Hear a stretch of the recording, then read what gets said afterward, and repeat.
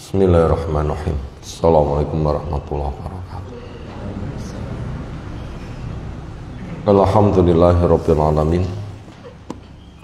Alladzi arsala rasulahu bil huda wa dinil haqq liyudhhirahu 'ala dini kullih. Wa kafa billahi syahida.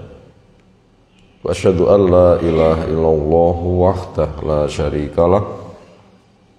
Wa asyhadu anna Muhammadan abduhu wa rasuluh. Allahumma shalli ala Muhammad wa ala alihi wa ashabihi wa man tabi'ahum bi ihsanin ila yaumiddin. Ya ayyuhalladzina amanu taqullaha haqqa tuqatih wa la tamutunna illa wa antum muslimun. Wa ba'du fa inna asdaqal hadisi kitabullah wa khairal hadi hadi Muhammadin sallallahu alaihi wasallam. Syarrul umuri muhdatsatuha fa inna kulla muhdatsatin bid'ah wa kulla bid'atin dhalalah wa kulla dhalalatin finnar. Alhamdulillahilladzi ahyana ba'da ma amatana wa ilaihin nusyur. Allahumma inna nas'aluka ilman nafi'an wa rizqan thayyiban wa amalan mutaqabbalan. Allahumma inna ala dzikrika wa syukrika wa husni ibadatik. Ayyuhal ikhwah,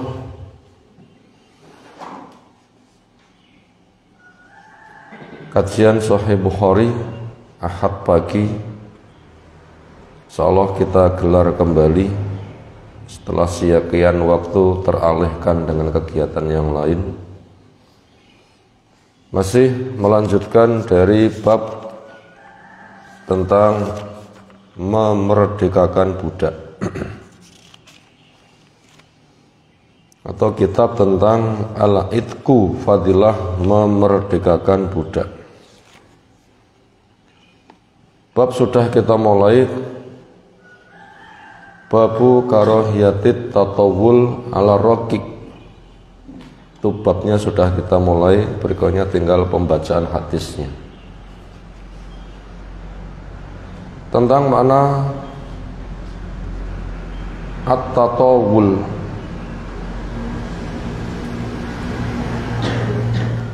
Dari kata tola, tul, panjang.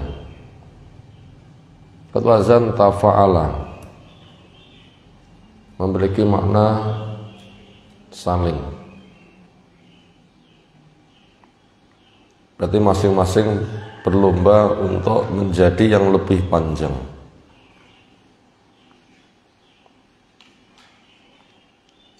Artinya tarofu, berusaha untuk menggapai pangkat yang tinggi. Atau juga memiliki makna takabbur,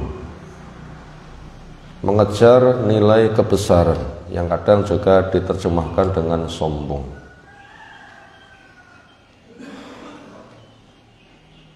Berkaitan tentang tema ini,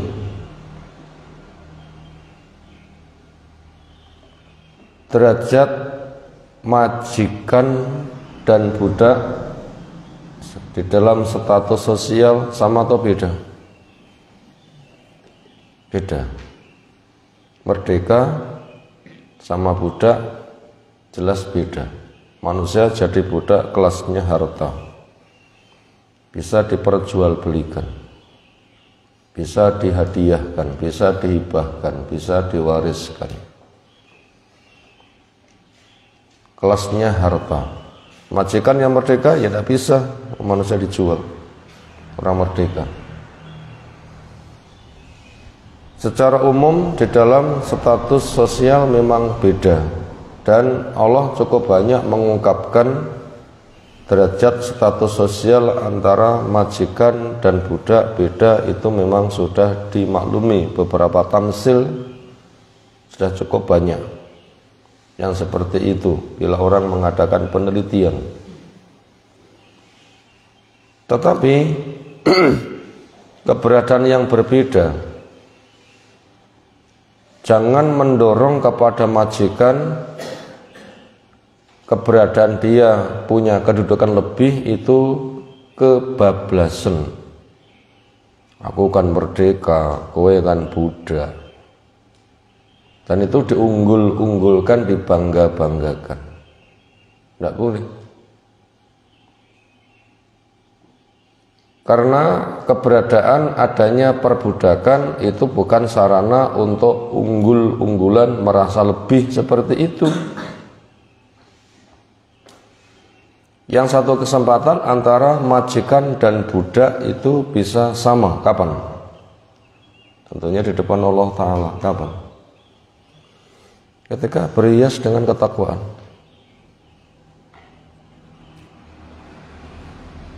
Ketika masing-masing berlomba untuk berhias dengan ketakwaan antara majikan dan budak, nanti di sisi Allah bisa sama, bahkan budak bisa lebih tinggi. Karena inna akramakum indallahi atqakum, orang yang paling mulia di antara kamu di sisi Allah siapa?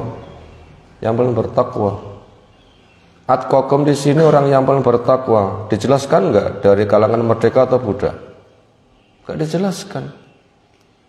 Walaupun dia status sosialnya budak, tetapi hatinya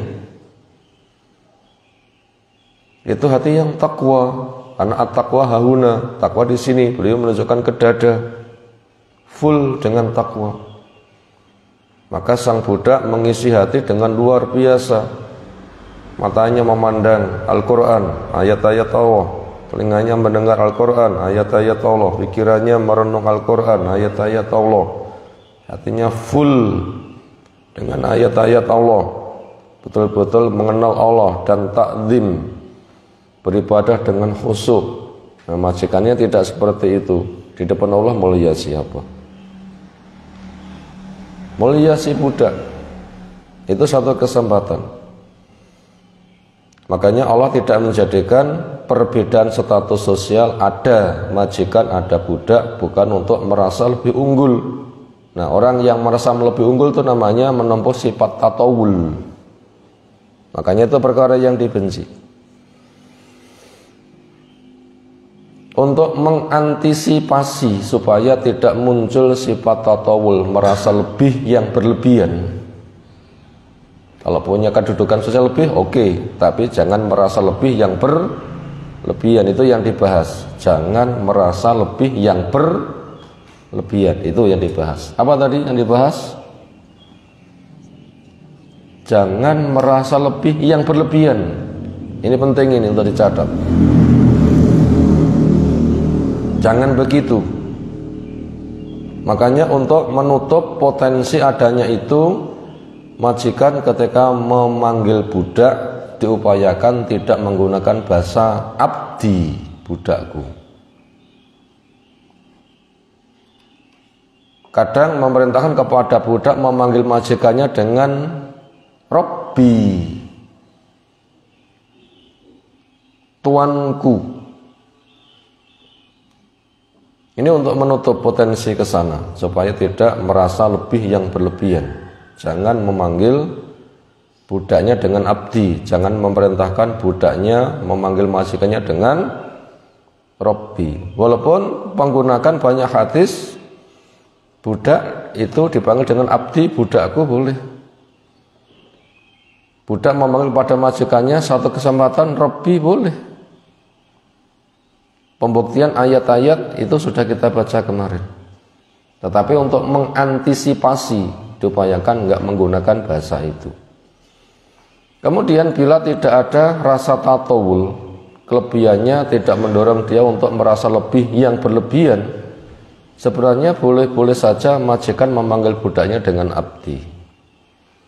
Sebenarnya boleh juga budak memanggil majikannya dengan Robbi. Sebenarnya itu boleh-boleh saja. Itu bila tidak ada sifat tatawul, kedudukan lebih digunakan untuk merasa lebih yang berlebihan. Sebenarnya itu boleh-boleh saja. Buktinya nukilan beberapa ayat yang ada di situ, ada bahasa wassolihina min ibadikum. Jadi ada bahasa ibadikum, orang-orang soleh dari budak laki-lakimu. Kan boleh kan dia panggil abdi, Allah menggunakan bahasa itu. Abdam mamlukan walafaya sayyidaha ladal bab. Ada bahasa abdan mamlukan, budak yang dimiliki, kan juga menggunakan bahasa abdun, dipanggil abdi budakku. Menggunakan bahasa itu boleh.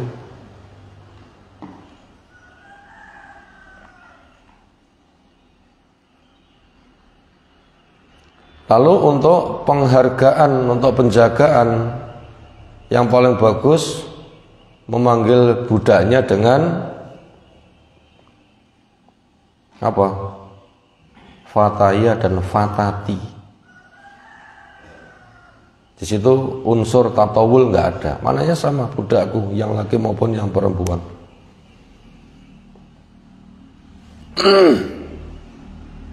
Kemudian menggunakan budak memanggil majikannya dengan Rabbi boleh.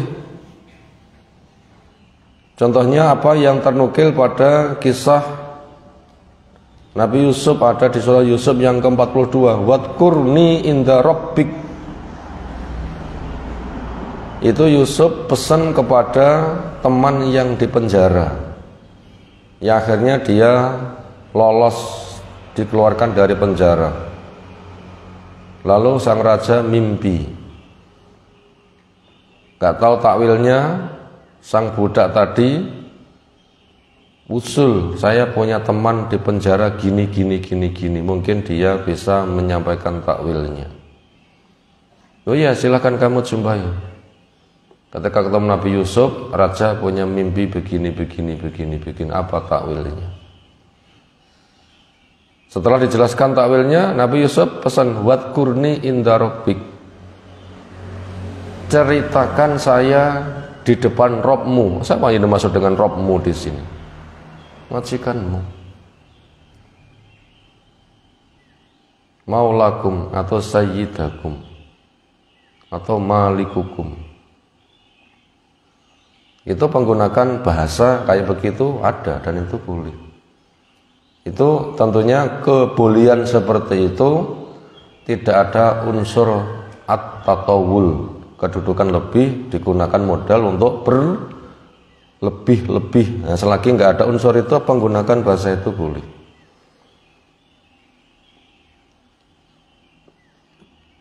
Dan dengan kaidah ini cukup banyak perkara yang mubah itu, nanti nilainya bagaimana, itu semua kembali kepada niatnya. Kemudian pelarangan di sini babu karohiyati at-tatawul, itu bukan pengharaman yang bersifat mutlak haram, tetapi pengharaman yang bersifat tanzih, untuk mengantisipasi jangan sampai ada potensi seperti itu digunakan untuk berlebih-lebihan. Bila sampai berlebih-lebihan nanti juga akan berisiko bahaya. Siapa contoh punya kedudukan, dia memanfaatkannya sampai berlebihan dan akhirnya salah. Fir'aun ngomong apa? Ana rabbukumul a'la, lo malah ke sana kan, itu contohnya kan. Sayurmu yang paling tinggi.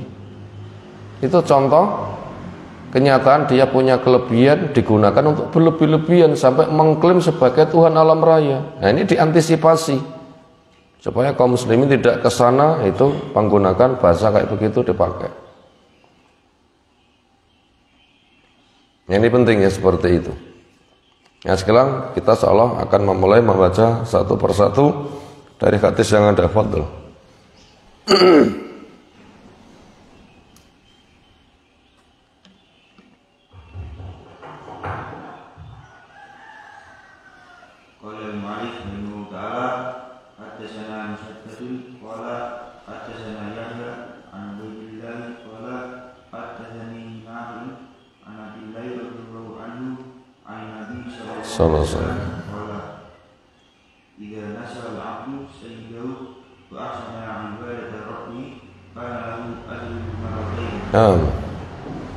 Diceritakan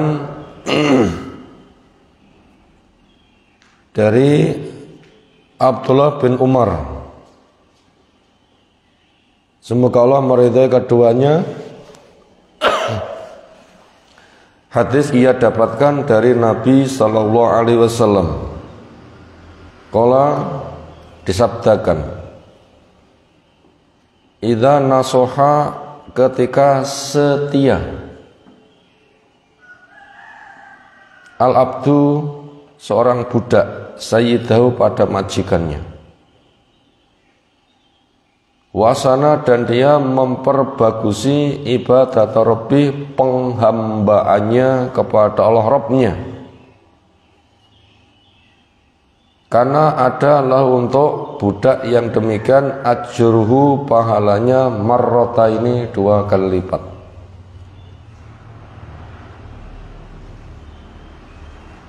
Pelajaran yang bisa kita pakai, kita menyelami makna nasoha. Secara umum diberikan makna nasihat. Kesannya ada orang punya mental lebih berhadapan dengan orang yang sedang mentalnya jatuh, yang mentalnya sedang lebih memberikan nasihat kepada yang sedang mentalnya jatuh. Kata nasihat secara umum gitu kan, tolong aku dinasihati, gitu kan. Lalu di sini maknanya apa? Budak memberikan nasihat kepada majikane, apa majikane stres, butuh diberikan nasihat. Ternyata maknanya bukan itu. Makna nasihat, bila kita membaca syarah di dalam hadis yang dikatakan ad-dinu huwa an-nasihah, agama itu ada nasihat. Apa makna nasihat di situ? Ikhlas. Apa makna nasihat yang lain? Setia. Apa makna nasihat yang lain? Qiyazatul hadiril mansuhilahu, menjaga hak pihak yang punya hak. Apa makna nasihat yang lain? Iradatul khair lil ghair, menginginkan kebaikan untuk pihak lain. Maka hubungannya budak dengan majikan ketika dia berbuat yang namanya nasihat, apa artinya? Budake nasihat kepada majikan, apa maknanya? Setia. Pakai makna yang itu. Namanya setia ya jadi budak yang baik. Nah begitu, jadi budak yang baik, yang dimaui oleh majikannya di dalam alam perbudakan itu dikerjakan dengan baik. Itu memiliki makna nasihat. Itu pertama pelajarannya. Yang kedua, di sini boleh memanggil manusia yang tidak merdeka dengan menggunakan bahasa abd. Menggunakan bahasa abd dinisbatkan kepada makhluk, abdi, budakku. Menggunakan bahasa abd untuk Allah, semisal Abdullah. Tapi Abdullah di sini bukan statusnya dua loh ya. Saya ya hamba Allah, saya juga budak manusia kena tidul. Aja keronto-ronto ya, aku sana keronto-ronto.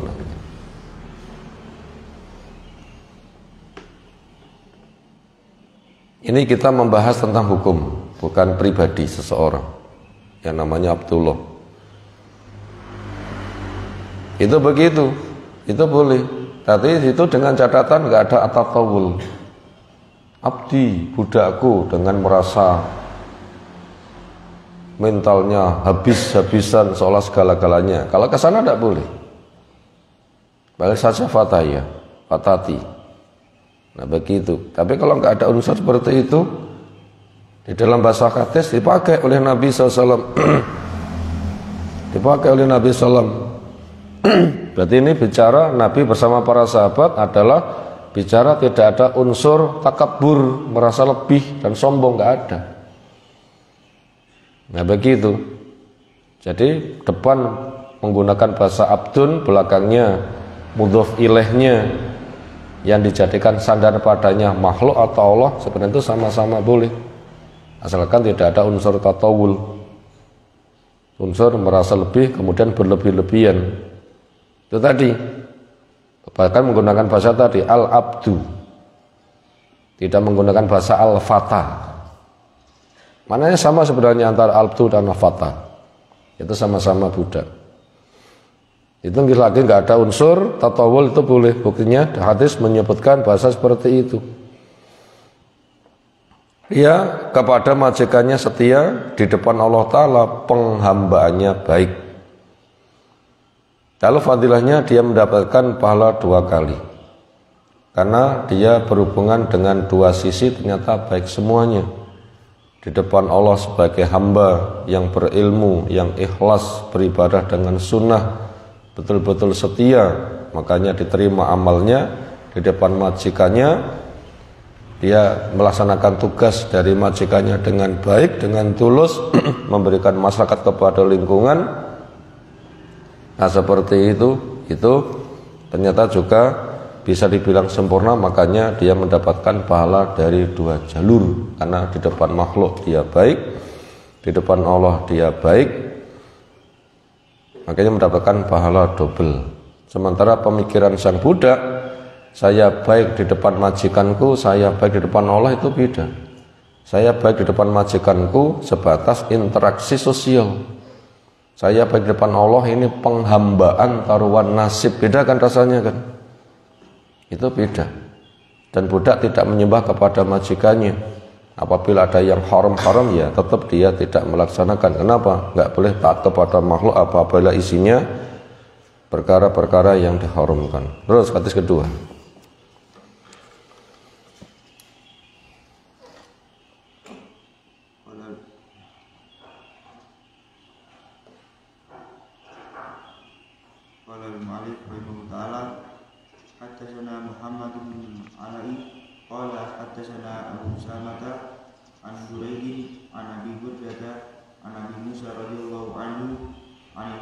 Sallallahu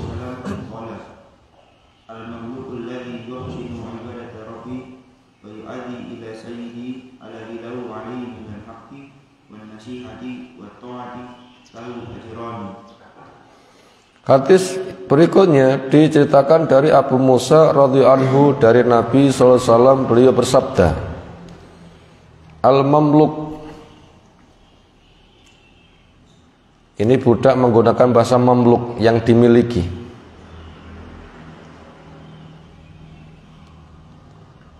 Ini juga penggunakannya terambil dari salah satu nama Allah yang diambil dari kata malaka.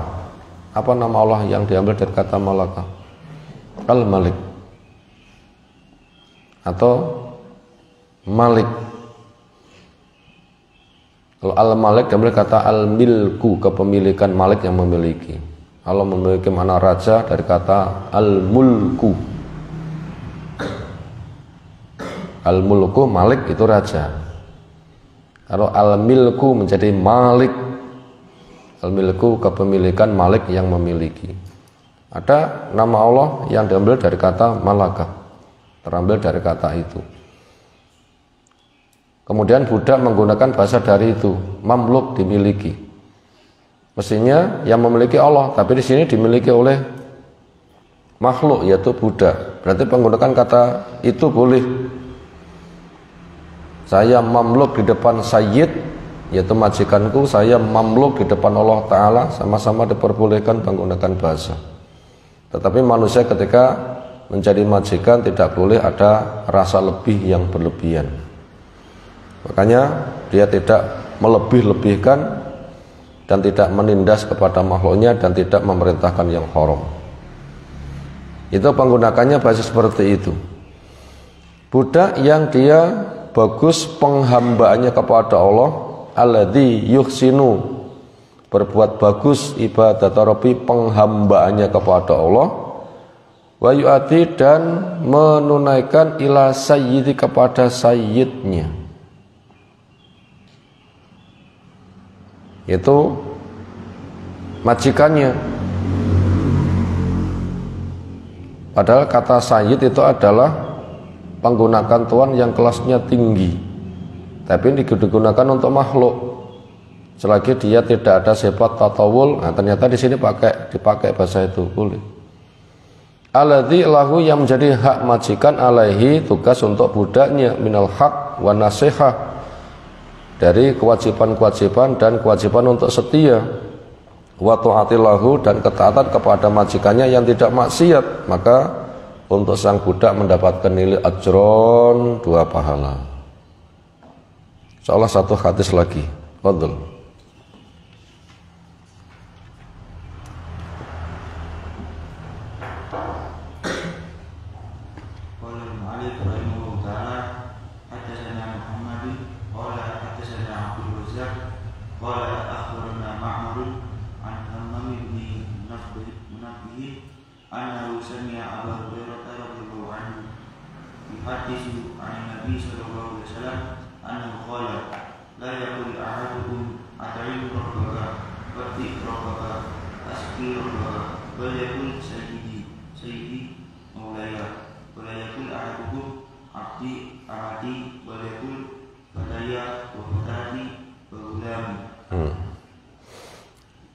Berikutnya hadis diceritakan dari Abu Hurairah radhiyallahu anhu, yuhadisu, ia cerita hadis anin Nabiyyi sallallahu alaihi wasallam. Qol, beliau sabdakan. Ini sebagai bahasa antisipasi, bahasa pengendalian.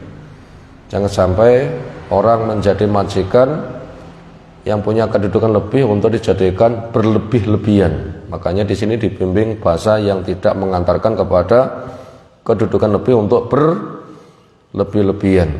Makanya dipesankan, la yakul ahadukum, jangan ngomong satu di antara kamu, at'im rabbaka, hidangkan makanan untuk majikanmu, menggunakan bahasa rabbaka. Sebenarnya boleh kan menggunakan bahasa rabbaka itu sebenarnya, tapi untuk menutup jangan sampai ada rasa tatawul, hindari kata-kata itu. Demikian juga wadhi rabbaka, siapkan air wudhu untuk robmu, untuk majikanmu. Sebenarnya itu boleh, tapi untuk tawadhu jangan pakai bahasa itu. Demikian juga askar rabbaka, beri minum robmu. Sebenarnya boleh, tetapi untuk tawadhu jangan menggunakan bahasa itu. Makanya solusinya wal yakul sayyidi wa maulaya, supaya bahasa yang diucapkan adalah sayyidku, yaitu majikanku, wa maulaya, maknanya sama, majikanku. Itu budak memanggil kepada majikannya, bukan robbi tapi menggunakan bahasa sayyidi, bukan robbi tapi menggunakan bahasa maulaya. Demikian juga budaknya dinasihati, wal yakul ahadukum, jangan sampai, nah ini majikan ini, jangan sampai majikan, orang yang jadi majikan, seseorang dari kamu mengatakan abdi, amati, waliyakut, tapi supaya dia mengatakan fataya dan fatati. Fata itu memiliki makna, fata itu laki-laki, fatayat itu perempuan. Ya, begitu. Ini untuk pemanggilan budak. Wah, kalau di Indonesia masih muda namanya fata, berarti kaula muda jadi budak, bukan begitu juga. Ada grup fata berarti grupnya perempuan jadi budak kabeh, juga bukan begitu. Itu penggunaan bahasa itu memang penggunaan itu luas. Itu jangan memanggil fataya wa fatati maka supaya solusinya dengan memanggil fataya, fatati dan gulami. Sehingga di situ tidak ada unsur at-tatawul. Ada jadwal double belum kita lanjutkan. Masih penjabaran judul dan 3 hadis yang kita baca kali ini. Insyaallah kelanjutannya kita kaji waktu depan. Subhanallahumma bihamdika asyhadu an la ilaha illa anta astaghfiruka wa atubu ilaik. Assalamualaikum warahmatullahi wabarakatuh.